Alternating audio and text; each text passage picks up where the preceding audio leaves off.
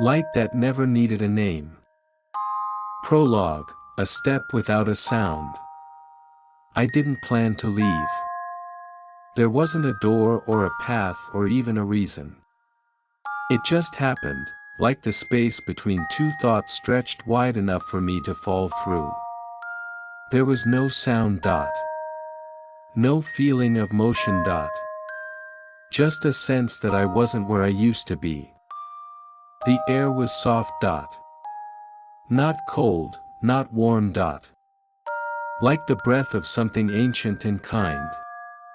The ground beneath me didn't feel solid, but it held me anyway. It cradled my steps like a memory that had waited too long to be remembered. Above me, the sky had no sun. It glowed, gentle and pale, as if the stars had melted into it. I looked behind me. There wasn't anything there. No footprints. No beginning. Just a quiet that stretched all the way back to wherever I'd come from. I looked ahead. I saw a shimmer. And so, without a question, I walked toward it. Chapter 1, The Garden That Drifted. The shimmer I'd seen wasn't light. It was movement. Soft, slow movement. Like the surface of a lake catching a breeze that didn't stir the trees. As I stepped closer, the ground changed. Moss gave way to petals. They weren't fallen flowers. They were growing sideways. Suspended in the air like snowflakes that forgot how to fall. I reached out. They drifted toward my fingers, then away. Not afraid, just playful. The path didn't lead anywhere. It just kept opening in front of me, a ribbon of blossoms and air. Around me, trees began to rise. Thin trunks, pale green. Their leaves were clear like glass, but soft like silk.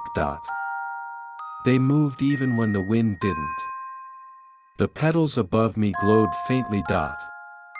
Not bright. Just enough to notice. Some held colors I'd never seen.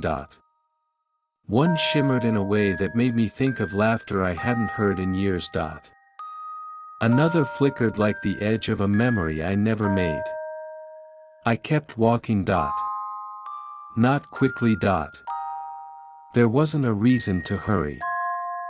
The garden stretched far in every direction, but never felt big. It felt like something built to fit around my breath. Birds flew overhead. Not birds, really. Shapes. With wings that faded at the tips. They didn't make a sound, but I could feel them. Each one passed by with a weightless grace, leaving behind a trail of calm. I found a bench. It wasn't built. It had grown there, woven from the same branches as the trees, curved perfectly for a body that had no tension. Saturday. The petals drifted down around me, some landing on my shoulders, others melting before they touched. It was warm. But not from the air. Warm from within. From stillness. From knowing I didn't need to do anything but sit. I closed my eyes.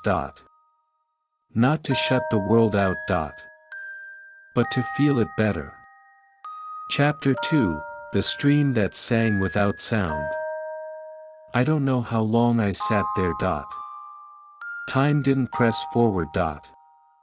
It just floated, like everything else. When I opened my eyes, the path had shifted. Not dramatically. Just enough to show me where to go next. A narrow trail led away from the garden. Its edges were lined with stones that looked soft, as if even the ground had forgotten how to be hard. The air cooled, but only slightly. Enough to wake a part of me I hadn't known was resting. Ahead, I saw a stream. It didn't glisten. It didn't rush. It just moved. Clear and smooth, like glass that dreamed of water.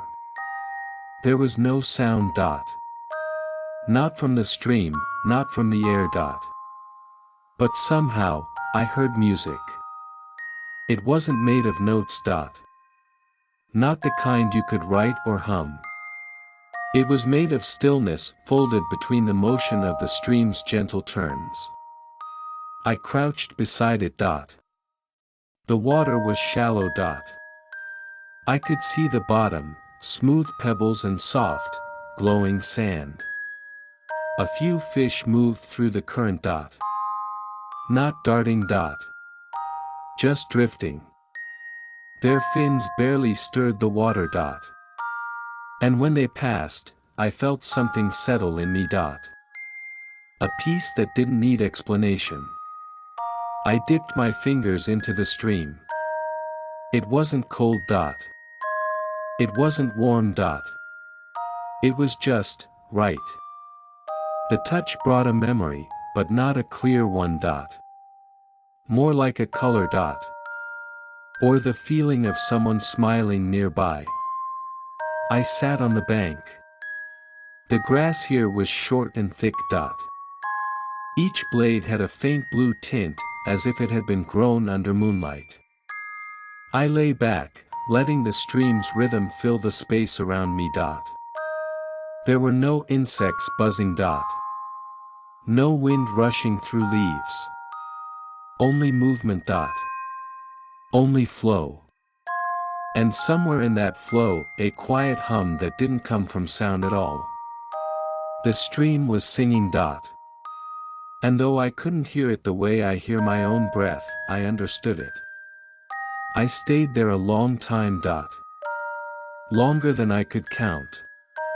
Not waiting. Just being. Chapter 3, The Bridge That Floated Nowhere. When I stood again, the stream kept moving without noticing I'd gone. Or maybe it did notice, but just didn't mind. The path appeared on its own.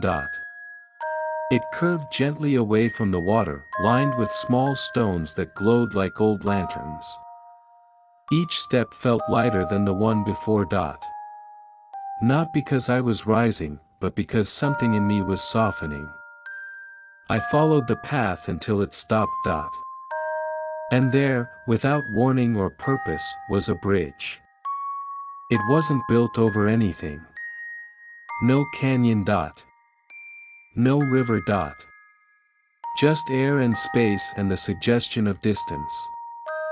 The bridge was thin, woven from threads that shimmered, silver, soft blue, pale green. They twisted and danced in the light, like spider silk kissed by the wind. I stepped onto it. It didn't sway. It didn't creak. It simply held me. The further I walked, the less I felt the weight of my body. My legs moved, but the motion felt borrowed, like a dream I was wearing. There were no handrails. No sides. Only the sky above, which had become deeper now. A soft indigo, full of stars that blinked like slow thoughts. As I walked, the bridge began to hum. Not aloud. It was the kind of hum you feel behind your ribs, in the space between your lungs and your heartbeat. Each step made it stronger. It wasn't a warning. It was a welcome. I paused at what felt like the middle. There was no sign, no mark to say, "You are halfway." But I knew. Just as I knew that I didn't need to finish crossing it.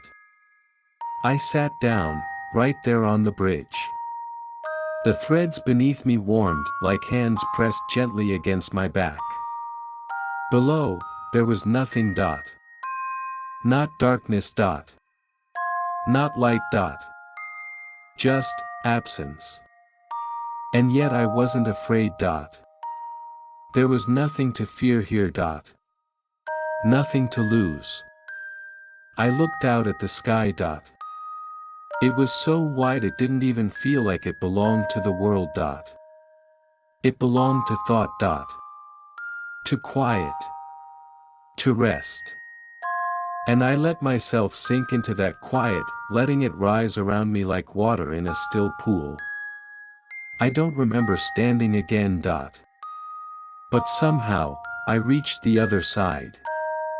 Chapter 4, The Garden That Grew in the Sky. The bridge didn't end. It simply stopped. And beyond it, there was no ground, only air.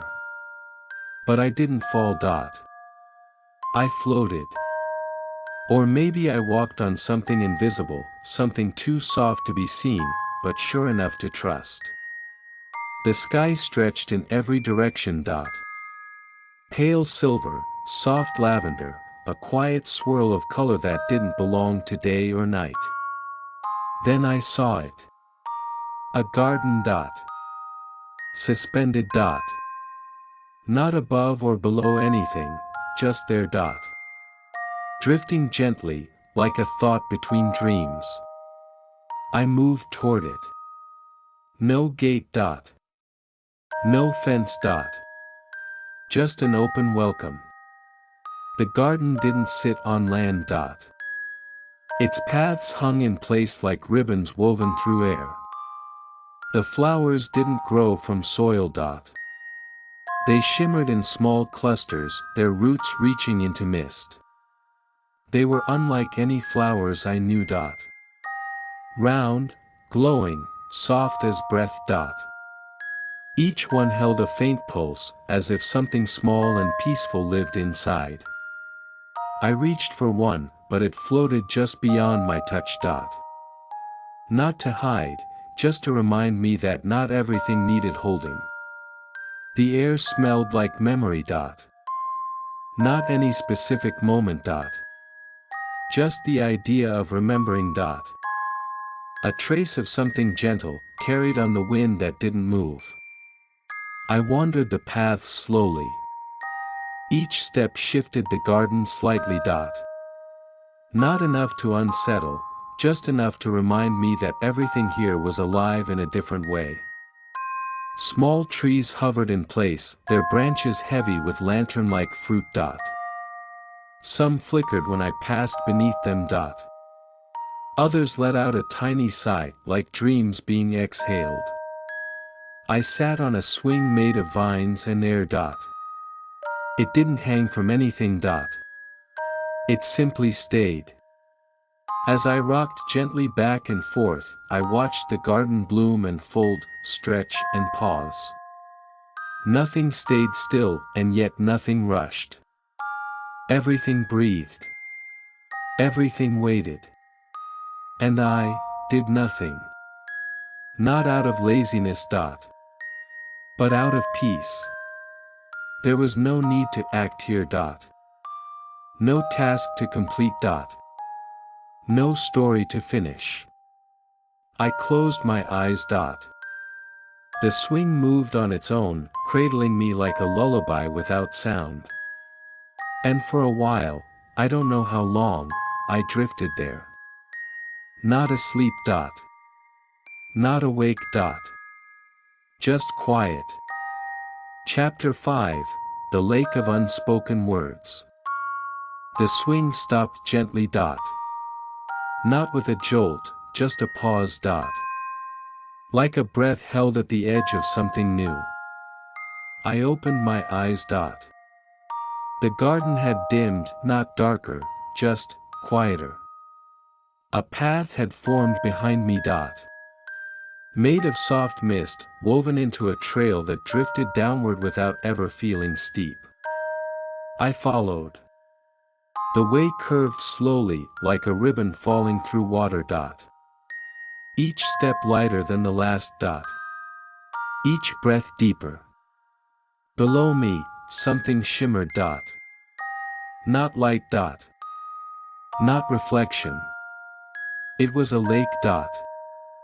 But not a lake of water. It looked like fog and perfume, folded into a mirror that rippled without touch. There was no shore dot. No edge dot. Just an open surface, wide and waiting. I stepped closer. The mist licked at my ankles, cool but not cold dot. Welcoming, like a question with no need for an answer.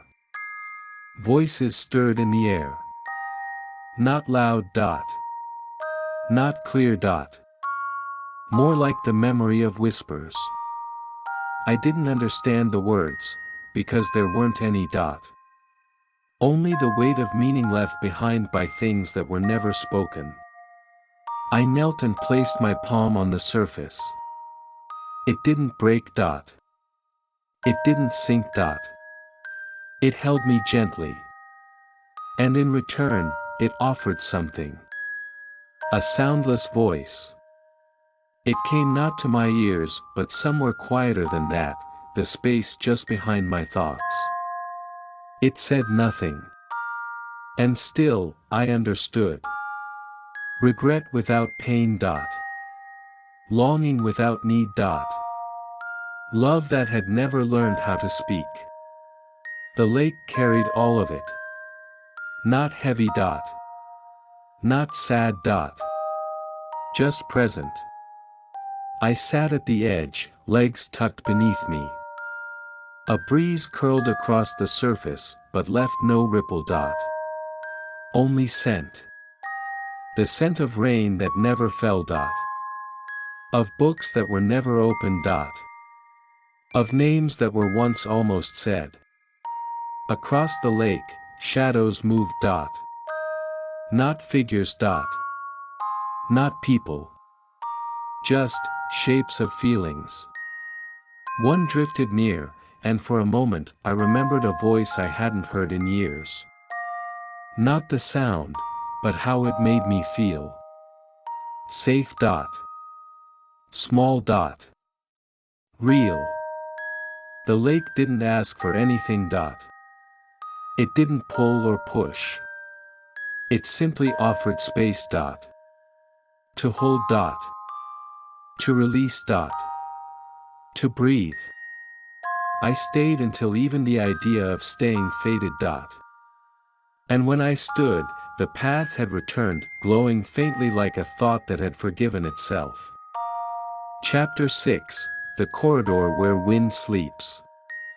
The path curved gently away from the lake, wrapped in haze that smelled like distant blossoms. I didn't feel myself moving, and yet the scenery changed dot. Or maybe it didn't, maybe I simply became still enough to see it differently. The mist thickened as I went on dot. It wasn't foggy in a blinding way dot. I could see through it dot. But not far dot. Just enough to feel safe. And then, I stepped into the corridor. I hadn't known it was there dot. There were no walls, no doors dot. But the air shifted dot. The space closed in, like a hallway made of hush. The ground beneath me felt weightless, as if the earth had forgotten how to press upward. The corridor was made of wind dot. Not the kind that pushes or howls dot. This was still wind, the sort that rests between gusts, where everything listens. Each step I took didn't echo dot. Instead, it disappeared dot. Swallowed by softness. Above, strands of something like silk drifted down dot. They moved slowly, suspended in stillness dot. One brushed my cheek, cool, dry, like the memory of a breeze that had once known my name. I kept walking. There was no light dot. And yet I could see dot. Everything glowed with the color of quiet. Shapes moved beyond the edges of my sight dot. Not alarming, just present. Some rose like steam from a teacup dot. Others curved like lullabies. I felt lighter dot. Not in body, but in thought. The weight of language began to loosen. Words unknotted. Ideas softened. I stopped trying to understand. And that was when I understood most. The corridor wasn't a passage. It was a place. A moment stretched thin. A still breath that had chosen to linger. I reached out and touched the air. It didn't push back. It didn't change. But something inside me stilled like a leaf finding the exact moment it's ready to fall. I don't remember how long I stayed. There was no time to keep. No rhythm to follow. Only the wind, asleep and soft, holding every silence I had ever needed. When the corridor ended, it wasn't an exit. It was a sigh. And I drifted onward with it. Chapter 7, The Valley Where Shadows Glow. I don't remember leaving the corridor. There was no door. No final step. Just a shift. Like waking into a softer dream. The ground beneath me had changed again. It felt like velvet, but cooler. Like walking on dusk. Around me, the air shimmered, but not with light. With shadow. They weren't dark. Not frightening. The shadows here had color. Deep rose, faded gold, lavender gray.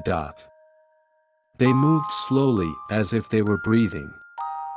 I stepped into the valley. No mountains on either side. No cliffs. Only a gentle slope that fell inward like a bowl carved out of stillness. The shadows pulsed. Not in rhythm. Each one followed its own quiet beat. Some hovered just above the ground, curling like smoke. Others stretched long and flat, as if lying down to rest. I walked through them. They parted without resistance, sliding over my skin like silk. They weren't cold. They weren't warm. They were presence made soft. I found a pool. Shallow. Clear. Lit from within by shadows too gentle to hide anything. I knelt beside it. My reflection wasn't there. Instead, I saw impressions. Moments I'd forgotten. Or maybe moments that hadn't happened yet. A hand reaching for another. A window opening into fog. The sound of someone saying my name, not aloud, just, somewhere. I smiled. Not because I was happy. But because I didn't need to understand. I dipped my fingers into the water. It didn't ripple. It welcomed me. And for a brief moment, I felt everything I'd never said glow softly and drift away. I stood again, slower now. The valley didn't end. It just became quieter. Even the shadows faded, not into darkness, but into the gentle hush that follows an exhale. And I kept walking, not to go anywhere, but because the air was moving and I wanted to move with it. Chapter 8, The Garden Where Time Forgot to Tick. I wouldn't have known I was entering a garden if the ground hadn't begun to feel soft again, not like moss, but like moments pressed into petals. There was no gate. No hedge. Only stillness, opening wide. The air had changed. It didn't move. It hovered. Like time holding its breath. I took a step. It echoed, not in sound, but in memory. And that's when I saw them. Clocks. Dozens of them. maybe hundreds. Resting gently on the grass. Some were tall with round faces and slow, unmoving hands. Others hung in the air like ornaments, their frames turning slowly in no direction at all. I passed by an hourglass with no sand. Its center held a faint light pulsing like a heartbeat, but slower. Much slower. I paused before a small sundial that cast no shadow. Even the sun here, it seemed, had chosen to rest. Nothing ticked. Nothing chimed. Every clock here had fallen asleep without needing to be wound again. And the garden welcomed it. Bushes bloomed with leaves shaped like numbers.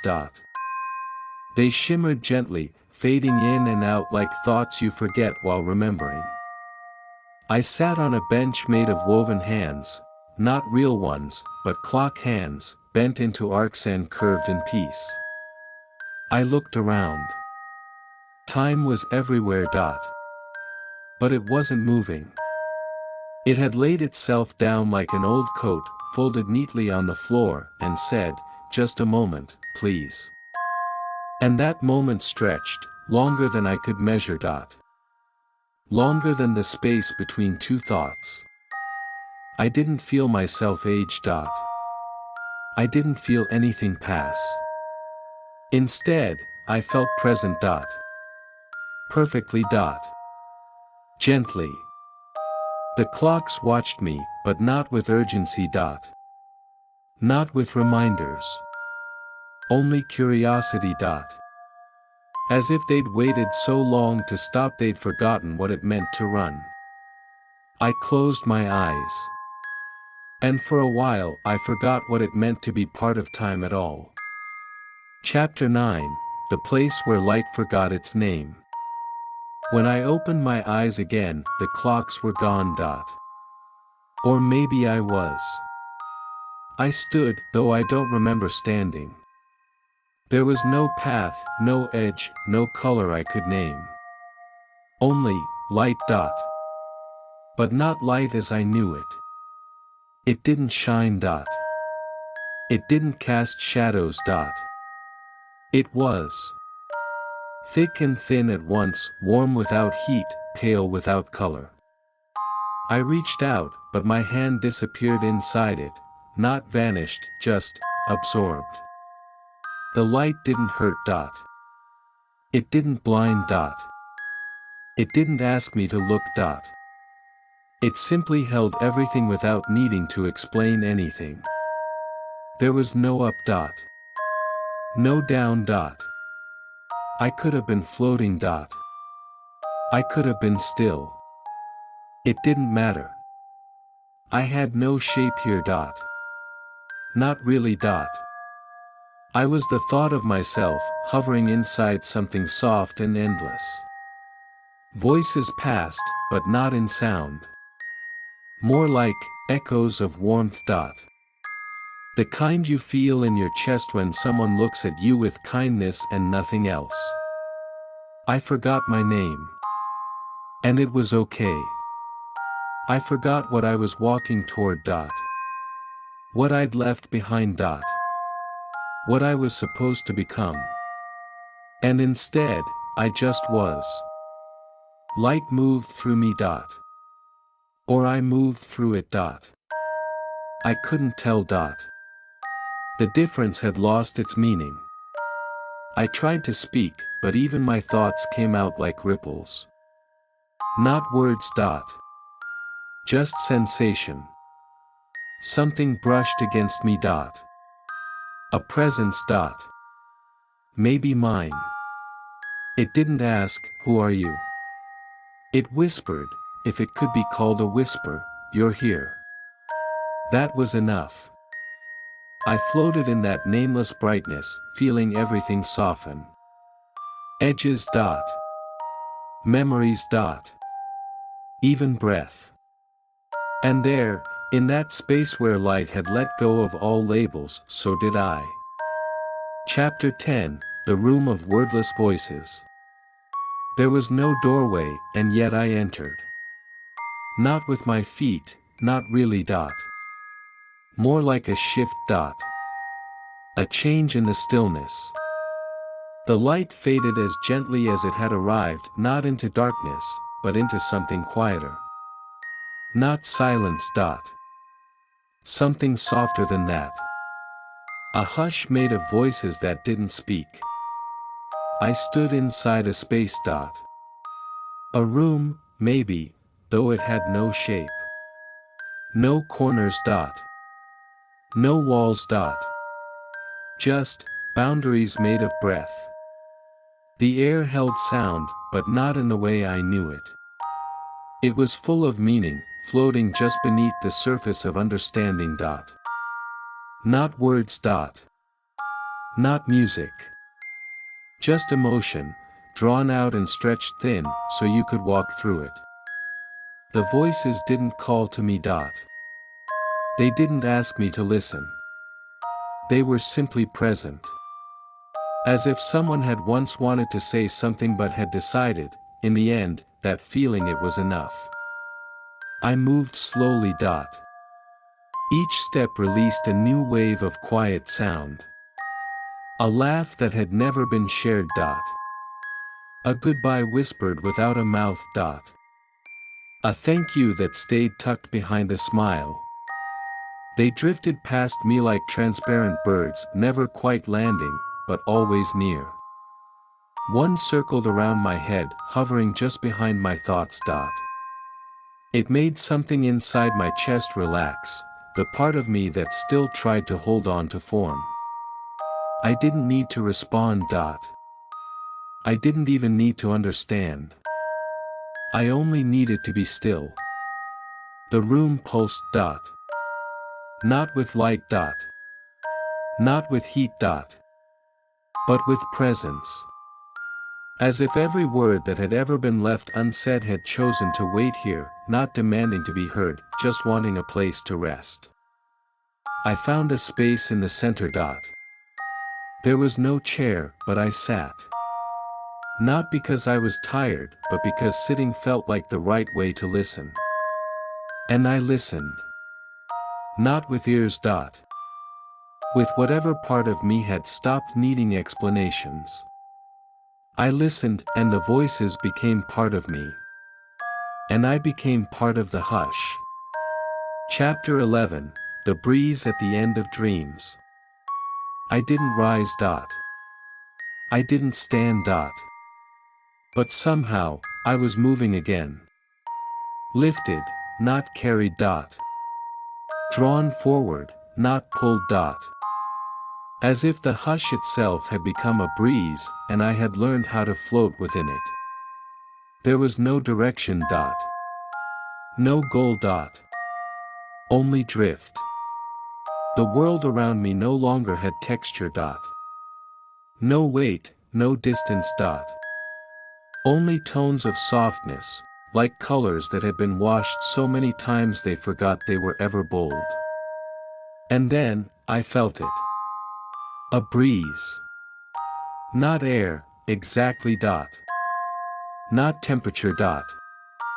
Just a presence brushing past me, light enough to forget, but kind enough to remember. It didn't ask where I was going dot. It didn't promise arrival. It simply was. And I followed. It moved slowly, as if it had all the time the world never used. It curled through the space where voices had once rested, and brought with it a sound like the turning of pages in a book that knew it would never be finished. The breeze told no stories dot. But I felt them. Moments that never began dot. Feelings that had no shape dot. Whispers that were born just to pass through you. I let go of walking. I let go of choosing. And the breeze carried me deeper. Not down dot. Not up dot. Just inward. We passed through a field dot. I think it was a field dot. The sensation of openness returned, but this time, it didn't stretch wide, it folded gently around me. The breeze curled into my chest, and with it came the most delicate thought I'd ever known. It said, "You don't need to remember how you got here." I didn't. And it was okay. I drifted further, until even drifting became too heavy a word. Until motion was simply the absence of holding still. Until I was no longer being moved, but had become movement itself. The breeze slowed. And I slowed with it. Until there was no wind at all. Only a feeling of peace so complete that it no longer needed to be named. Chapter 12, The Hollow Where Echoes Rest. The breeze faded, not as something leaving, but as something completing itself. And I found myself in a hollow. It wasn't carved. It wasn't shaped. It simply was. A curve in the world where nothing needed to rise and nothing longed to fall. I stepped inside, if stepping was still what I did, and the air met me with a hush so full it pressed gently against my thoughts. There were no walls, yet the space held me. There was no ceiling, yet I felt covered. Safe. I sat down without choosing to. The ground welcomed my weight as if it had been waiting for it. And around me, I began to hear echoes. Not loud. Not sudden. Whispers made of memory. Not of things I'd done. But of feelings I'd once carried, now softened and returned in the quiet tones of dusk. They floated. They brushed my shoulders like old songs, forgotten not because they were unimportant, but because they had already been heard enough. Each echo was slower than the one before. Not fading. Just settling. Sinking down into the gentle curve of stillness. I heard a laugh I hadn't realized I missed. A sigh that may have once been mine. The way light touches skin when you first open your eyes on a morning with nothing to do. I didn't respond. I couldn't. Not because I had no voice, but because my voice was already part of them. Already resting. The echoes didn't bounce. They didn't need to be heard again. They had found their final place. Not a destination, just an understanding. I lay down. The hollow cradled my shape the way memory cradles feeling. And as I closed my eyes, not to block anything out, but because nothing more needed to come in, I felt myself exhale. Not air. Not thought. Just presence slipping quietly into the place where even echoes learn how to sleep. Chapter 13, The Shore Beyond Sound. I don't know how long I lay there. The hollow didn't count. It only held. When I rose again, if I rose at all, there was no effort. No thought. Only motion born from stillness. And ahead, there it was, the shore.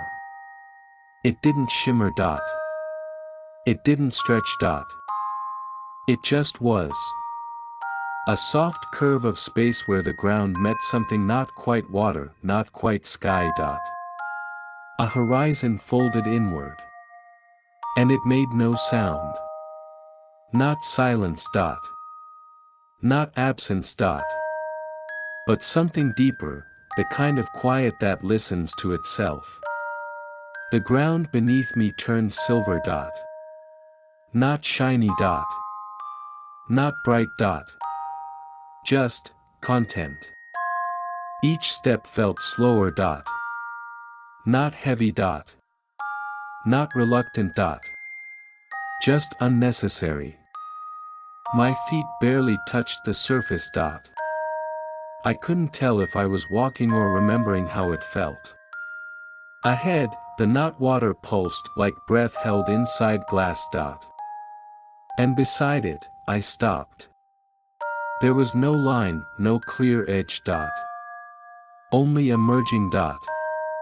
A form dot. Of meaning. I knelt. I dipped my hand in. There was no ripple dot. No chill dot. Just warmth like the last moment before a candle flickers out. The world didn't fade dot. It settled. Colors softened until they were only intention dot. Shapes dissolved into suggestion dot. Even time curled up and went still at my side. I sat and the shore welcomed me. I didn't need to leave. I didn't need to stay. There was nothing left to do except be. And being, in that place on that quiet edge, was everything. The shore did not ask for goodbyes dot. It had no need for endings. Only unfolding. I closed my eyes, though they'd seen nothing in some time. And for the first time since this journey began, I felt the whole world around me exhale. And I exhaled with it.